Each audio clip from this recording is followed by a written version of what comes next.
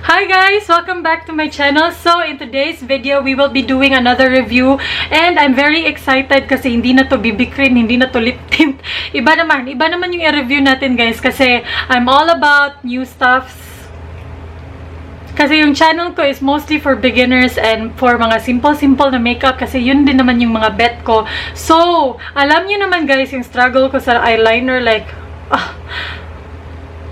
struggle is real. The struggle is real. So, ngayon, magre-review tayo ng liquid eyeliner and this is from Maybelline, the Hyper Sharp Power Black Liquid Eyeliner.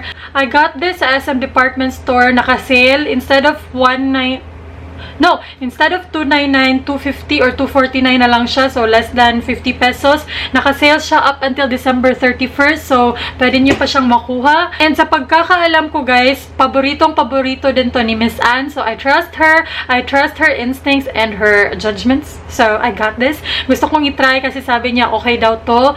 And yes, let's try. And yes.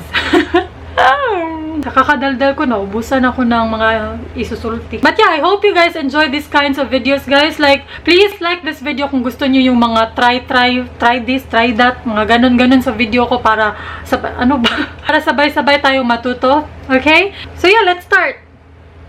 Ayan, na-zoom ko na kayo, guys. I hope that's okay. Hello, uy.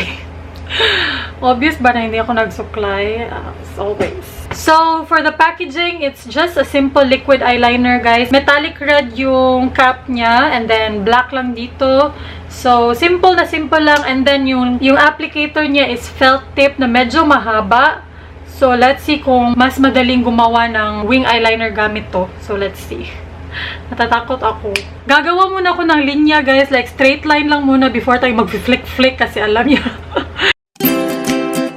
So, I always start at the center, guys, and then inner corners, and then outer. Ganyan talaga yung paglalagay ko. Ewan ko bakit, pero yun. Dahil maliit yung mata ko, guys, so hindi ko kinakapalan yung liquid eyeliner ko kasi lalong titiklop yung eyelids ko. For me lang naman, ha. So, medyo manipis lang yung gagawin ko. And by the way, guys, a little tip, when you do your eyeliner, lalo na pag hindi ka pa talaga sanay, wag mong diretsuhin like isang line agad. No. Start with small lines and then i-connect nyo na lang. Maganda siya, guys. Hindi siya like super glossy. Actually, maganda. Maganda yung color niya.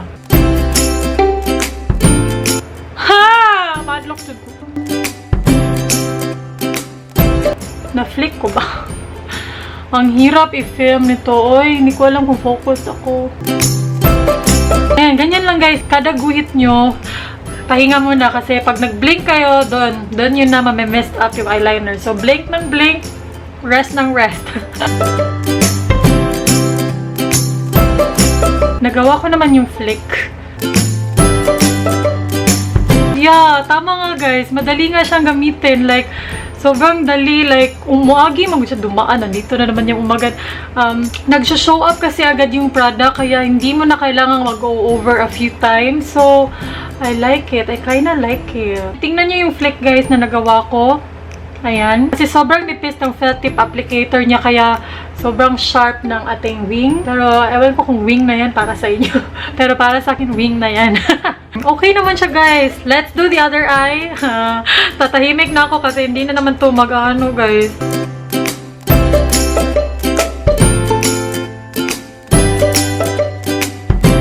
Lauin, saan may nakapagtupong. Baka hindi ko mapantay.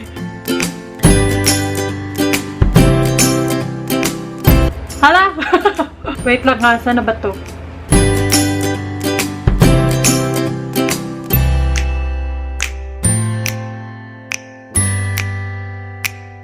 Pag gumagawa kasi ako ng flick, guys, or ng wing eyeliner, hindi ko type yung dito nagsisimula talaga like dyan. Ayaw kong tingnan yung mga ganun. So, gusto ko, the higher the wing, the better. Gusto ko yung mga ganito kataas na wing, oh. Kasi para niyang nagaganon yung mata ko. Hindi nagaganon, ayaw. Ayaw ko ng mga wing eyeliner na nandito kasi gumaganyan yung mata ko. Gusto ko ganun. So, hindi siya pantay. Hindi siya pantay, but it's not bad at all. Like, medyo struggle kasi hindi talaga ako sanay sa mga wing eyeliner. Pero, the product itself, bongga. Nag-show up talaga siya agad-agad, guys. Like, hindi mo na kailangang diinan. Hindi mo na kailangang magbalik, mag-ulit-ulit. Pero, hindi pantay.